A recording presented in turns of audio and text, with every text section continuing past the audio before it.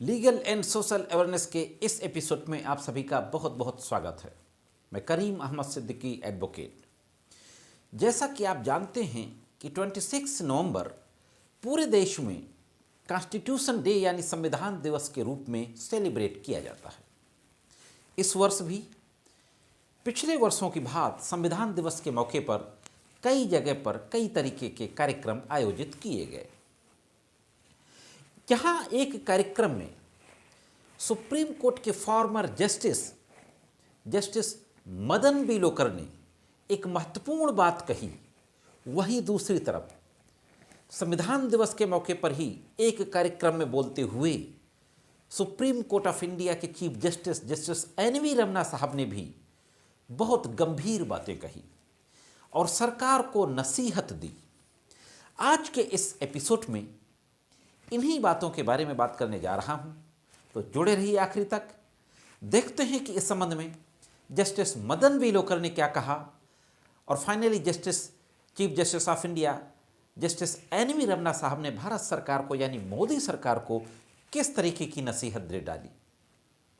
साथियों, जहां एक तरफ जस्टिस मदन बी लोकुर ने कहा कि आइडिया ऑफ इंडिया की रक्षा के लिए स्वतंत्र और निडर न्यायपालिका का होना बहुत जरूरी है। उन्होंने कहा कि ह्यूमन राइट्स मानवाधिकारों को जितना महत्व दिया जाना चाहिए, पिछले कुछ वर्षों से मानवाधिकारों को उतना महत्व नहीं दिया जा रहा है। राजद्रोह का मुकदमा लगाकर लोगों को सालों साल तक जेल में ठूस दिया जाता है और उन्होंने कहा अब तो उससे भी आगे यूएपीए लगा करके लोगों की अभिव्यक्ति की स्वतंत्रता का उल्लंघन किया जा रहा है, हनन किया जा रहा है। वहीं दूसरी तरफ भारत के सर्वोच्च न्यायालय के मुख्य न्यायाधीश एन.वी. रमन्ना साहब ने तो सरकार को कई तरह से नसीहत दे डाली।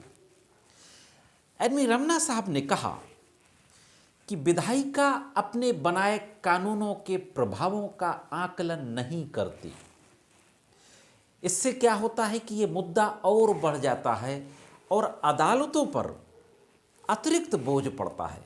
उन्होंने निगोशिएबल इंस्ट्रूमेंट के सेक्शन 138 का उदाहरण देते हुए कहा कि 130 निगोशिएबल इंस्ट्रूमेंट एक्ट के बनने से सेक्शन 138 यानी चेक बाउंस के मुकदमों की एक बाढ़ आ गई है और अदालतों के पास अतिरिक्त बोझ बढ़ गया है। सीजे रमन्ना साहब ने कहा कि न्यायिक हस्तक्षेप के पीछे यानी जो सरकार के काम में तमाम तरीके की जो याचिकाएं दाखिल होती हैं सरकार की नीतियों और फैसलों के खिलाफ और अदालतें उस पर हस्तक्षेप करती हैं, उस बात को देखते हुए रमन्ना साहब ने कहा कि न्यायिक हस्तक्षेप के पीछे की मंशा सरकार की भूमिका को हथियाने की नहीं होती, यानी कार्यपालिका की भूमिका को हथियाने की नहीं होती। उन्होंने कहा कि विधायिका, न्यायपालिका और कार्यपालिका तीनों संवैधानिक विश्वास के भंडार हैं।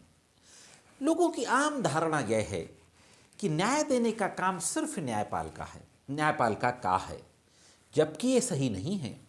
राज्य के तीनों अंग कार्यपालिका, विधायिका और न्यायपालिका, उनकी यह जिम्मेदारी है कि वह न्याय को सुरक्षित करें। चीफ जस्टिस रमन्ना साहब ने आगे बोलते हुए कहा कि न्यायपालिका संविधान की रक्षक है। इसकी भूमिका और कार्यवाही का दायरा अंततः न्यायिक प्रक्रिया की प्रकृति के द्वारा सीमित है। संविधान द्वारा खींची गई रेखा, लक्ष्मण रेखा, पवित्र है। और महत्वपूर्ण बातें उन्होंने कही। अभी पिछले दिनों हमने देखा कि जजों के ऊपर कुछ शारीरिक हमले हुए, जहां एक तरफ एक जज साहब बिहार में ही मॉर्निंग वॉक पर जा रहे थे तो उनको एक गाड़ी ने टक्कर मार दी और उनकी डेथ हो गई। वहीं दूसरी तरफ अभी कुछ ही दिन पूर्व बिहार में ही एक पुलिस ऑफिसर एक न्यायिक अधिकारी के चेंबर में जाकर के उसके साथ मिसबिहेव किया, बदतमीजी की। तो ऐसी घटनाओं को मद्देनजर रखते हुए सीजे रमन्ना साहब ने कहा कि न्यायाधीशों पर बढ़ते हमले न्यायपालिका के लिए गंभीर चिंता का विषय है। न्यायिक अधिकारियों पर शारीरिक हमले बढ़ रहे हैं, फिर मीडिया, विशेष रूप से सोशल मीडिया पर और हमले हो रहे हैं। ये हमले प्रायोजित और समकालिक प्रतीत होते हैं। उन्होंने कहा कि केंद्रीय एजेंसियां ऐसे दुर्भावनापूर्ण हमलों से प्रभावी ढंग से निपटें और विशेष रूप से केंद्रीय जो जांच एजेंसियां हैं उनसे उन्होंने आग्रह किया कि न्यायिक अधिकारियों के लिए एक ऐसा वातावरण सुनिश्चित करें जिससे वो निडर होकर, निर्भीक होकर न्याय कार्य कर सकें। रमना साहब ने यह भी कहा कि सरकारों से भी इसी तरीके की उम्मीद की जाती है कि वह एक ऐसा वातावरण तैयार करें जिससे कि न्यायिक अधिकारी अदालतों के अंदर निष्पक्ष होकर और निडर होकर के, निर्भीक होकर के न्याय कार्य कर सकें। इसी के साथ साथ सीजेआई एनवी रमना साहब ने सरकार को महत्वपूर्ण हिदायत दी। हम देख रहे हैं कि दिन पर दिन मुकदमों की संख्या बढ़ती जा रही है। कोविड से पहले जहां 3.5 करोड़ केसेस पूरे देश में पेंडिंग थे, कोविड के 1 साल के बाद 4 करोड़ से ज़्यादा मुकदमों की संख्या पार कर गई है। तो दिन पर दिन मुकदमों की बढ़ती हुई संख्या को लेकर के जो महत्वपूर्ण सुझाव दिए सीजेआई रमना साहब ने भारत सरकार को, उन्होंने कहा कि न्यायिक अधिकारियों के मौजूदा रिक्त पदों को भरा जाए, अधिक से अधिक पदों का निर्माण किया जाए, यानी न्यायिक अधिकारियों की संख्या और बढ़ाई जाए। जो पब्लिक प्रोसिक्यूटर्स होते हैं, लोक अभियोजक जिनको सरकारी वकील कहते हैं, इनके भी पद बहुत रिक्त हैं। प्रैक्टिकली हम लोग देखते हैं अदालतों में कि एक एक पब्लिक प्रोसिक्यूटर 2-2, 3-3 अदालतों का काम देख रहा है। तो रमना साहब ने पब्लिक प्रोसिक्यूटर की संख्या को बढ़ाने पर भी जोर दिया और इसी के साथ साथ उन्होंने कहा कि पुलिस और कार्यपालिका को संवेदनशील बनाने के लिए आवश्यक बुनियादी ढांचे का निर्माण और आधुनिक उपकरणों की तैनाती करनी होगी अदालतों में।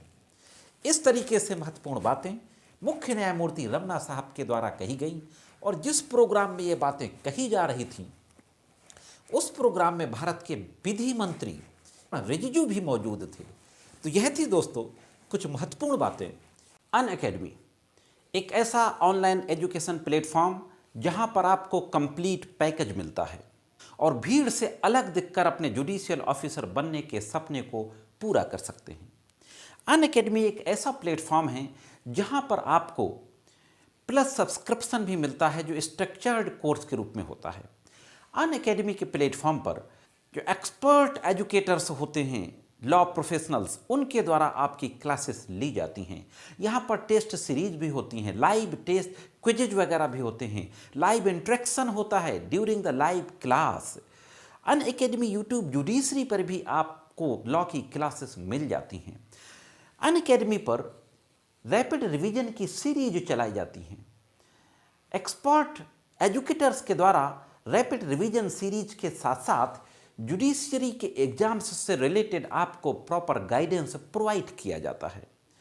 अनअकैडमी पर टेस्ट सीरीजेज भी स्टार्ट हो चुकी हैं, फ्री टेस्ट सीरीजेज। स्क्रीन में आपके सामने डिस्प्ले है, आप नोट डाउन कर सकते हैं। अनअकैडमी में आपको समय समय पर T20 मॉक टेस्ट भी के प्रोग्राम्स भी मिल जाएंगे। मॉक टेस्ट लिए जाते हैं, पूरा डिस्प्ले आपके सामने है, आप नोट डाउन कर सकते हैं। यहाँ पर जो लॉ के कोर सब्जेक्ट्स हैं उन सब की क्लासेस ली जाती हैं, जिसमें constitution of India, Indian penal code, Indian criminal procedure code, contract act, Indian evidence act, Hindu law, Muslim law, jurisprudence और लोकल लॉज, इन सारे लॉज की क्लासेस को यहाँ पर लिया जाता है। अनअकैडमी का जो पेड सब्सक्रिप्शन है वो अगर आप 1 महीने का लेते हैं तो आपको थोड़ा सा ज़्यादा पड़ेगा, लेकिन अगर आप 24 मंथ का ले लेते हैं तो आपको बहुत ह्यूज डिस्काउंट मिल जाता है। 1 मंथ, 3 मंथ, 6 मंथ और 18 मंथ और 24 मंथ के सब्सक्रिप्शंस यहाँ पर अवेलेबल हैं। तो ये थी अनअकैडमी जहाँ पर आपको कंप्लीट पैकेज मिलता है आपके जुडिशरी एग्जाम्स की प्रिपरेशन के लिए, जिसको मैंने आपके सामने इस वीडियो में रखा। यह जानकारी कैसे लगी कमेंट्स करके ज़रूर बताएं। आज के वीडियो में सिर्फ इतना ही। मिलते हैं किसी अन्य वीडियो में कानून की कुछ अन्य जानकारियों के साथ। तब तक कानून की विभिन्न तरीके की जानकारी के लिए देखते रहें लीगल एंड सोशल अवेयरनेस।